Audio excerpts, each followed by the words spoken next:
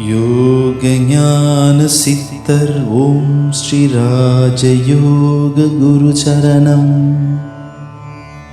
யோக ஞான சித்தர் ஓம் ஸ்ரீ ராஜயோக குரு சரணம்.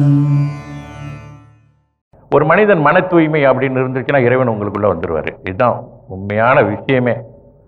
நம்ம தாடி வளர்த்தா இறைவன் வாடிஞ்சலாம். ஏன்னா அது ஆசிரமங்கள் இதெல்லாம் இருக்குது, அவங்களுக்கு அப்படி தான் இருப்பணும், அவங்க வாழ்க்கை அந்த மாதிரி.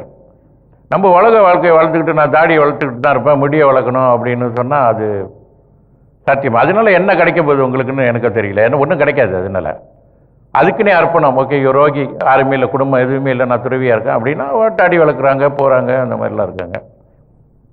மன தூய்மை அப்படின்றது கொஞ்சம் முக்கியம். ரொம்ப கடினம் இல்லை, கொஞ்சம் முயற்சி செஞ்சால் போதும். இந்த மன தூய்மை அப்படின்னு வந்துருச்சுன்னா இறைவன் நமக்குள்ளே இருக்கிறாருன்னு சொல்கிறாங்களே, அதை நம்ம உணர்ந்து கொள்ளலாம். உண்மையில் இறைவன் எங்கே தான் உண்மையில் நமக்குள்ளே இருக்காருன்னா எப்படி இருப்பார், என்ன மாதிரி இருப்பார், என்ன மாதிரி அனுபவம் அப்படின்ற தானாகவே நமக்கு தெரிய வரும். யோக ஞான சித்தர் ஓம் ஸ்ரீ ராஜயோக குரு சரணம். யோக ஞான சித்தர் ஓம் ஸ்ரீ ராஜயோக குரு சரணம்.